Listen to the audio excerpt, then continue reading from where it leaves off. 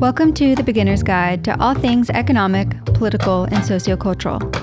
Here we will be sharing quick bites into all the topics, concepts, and theories that we all talk about but should probably know a little bit more about. I'll be doing my best to keep it all unbiased, to the point, and hopefully interesting enough to inspire you to dig a little deeper on your own. With that being said, I'm your host, Emmy Davis, and this is the Beginner's Guide to Congress. Gridlock. Sitting in traffic can drive people mad. A minute can feel like 2 hours, and driving a mile can feel like an insurmountable task. It's safe to say that traffic to the point of gridlock is a universal negative in everyone's opinion. One of the few areas where gridlock was arguably aspired to was in the early days of Congress of the United States. If you haven't caught on yet, the founders were very cautious and concerned over how much power to allow to rest in each area of the government they were piecing together. James Madison is described as saying, "The concentration of power is the very definition of tyranny."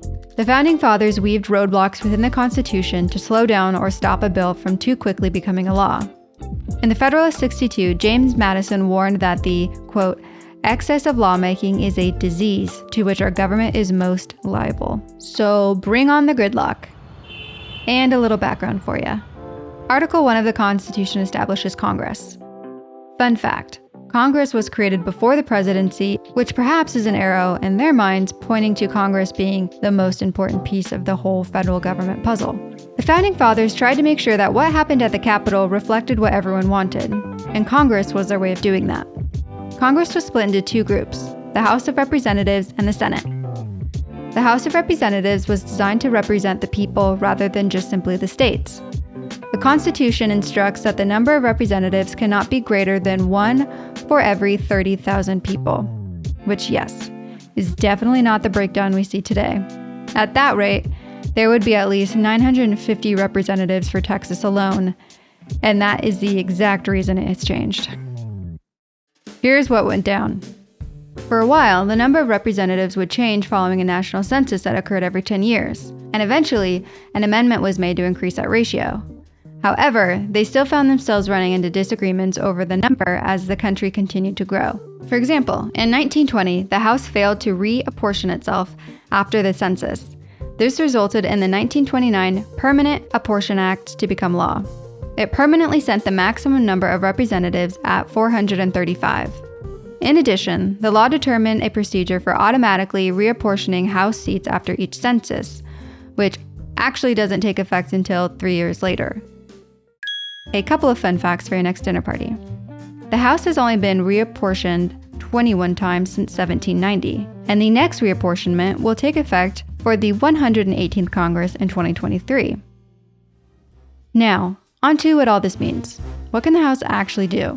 With a simple majority vote, the House is able to pass bills to go into the Senate, declare war, approve the federal budget, impeach federal officers, including the president, and choose the president in the event that there is ever an electoral college tie. Oh, they can also override a presidential veto if both the House and the Senate pass it by a 2/3 vote. Now on to the Senate, which only consists of 2 senators per state, regardless of the population size. The Senate as a whole was originally designed to act as the check on both the House and the president. They receive legislature after it has already been passed in the House. They are meant to prioritize deliberation over speed and push back on bills in order to ensure that only what was truly necessary was put into law. Also, the Senate is the only body that approves treaties proposed by the president, as well as confirming presidential Supreme Court nominations. If the House votes to impeach an official, the Senate holds the responsibility to act as the sole court for the impeachment trial. The vice president is always the president of the Senate, even though they don't end up participating much. If the Senate votes and reaches a tie, the vice president will be called upon to vote and break that tie. The majority leaders work with the committee chairs and the ranking members to schedule business on the floor by calling bills from the calendar and keeping members of his or her caucus advised about the daily legislative program.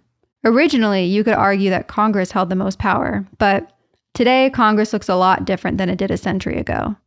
While all the powers we mentioned still hold true, they kind of have lost their role in society as the influential branch they once were. This is largely because they have delegated most of their policy making to the executive branch, or to seemingly the never-ending list of regulatory agencies now lovingly called the administrative state. Congress now tends to follow more than they lead. I have a feeling that most people would find it odd if you told them that the President of the United States was never meant to be the go-to guy for all the needed change in the country. One of the most common complaints about American politics today is that it is far too polarized, which I will argue that, in a lot of ways, is a result of those delegations being made by Congress. Opinion Corner. The more the president is responsible for policy, or at least appears to be responsible, the more Congress is dependent on the president being from their party. The unfortunate truth today is that Congress spends most of its time arguing over or against the party politics of the current president, or campaigning for their personal re-elections. Also, they can do it all over again. This cycle means a lot of gridlock and a lot of not getting a whole lot done, which I guess is sort of what the Founding Fathers wanted, but not quite. Even though Congress has delegated a lot of its original roles, they still hold the constitutional right to take them back, which, in my opinion, again, could depolarize things a bit. Congress should remember that they represent their constituents, not their party or their president. What do you think comes first? The constituents remembering this or the representatives remembering it? My gut tells me that this one is going to be on us, we the people, to remember it first. This has been The Beginner's Guide to Congress, and I'm your host, Emmy Davis. This podcast is a Subject Entertainment production for Free Markets Destroy, a project of the Washington Policy Center. Free Markets Destroy celebrates the power of free markets to tackle humanity's most daunting challenges. The world isn't perfect, but it's getting better every day thanks to entrepreneurs who work tirelessly to deliver life-changing innovations. Washington Policy Center is a non-partisan, non-profit, public policy research organization that publishes studies, sponsors events, and educates citizens on vital public policy issues. For more information on either, check out freemarketsdestroy.com or washingtonpolicy.org. As always, thanks for listening, and do your own research.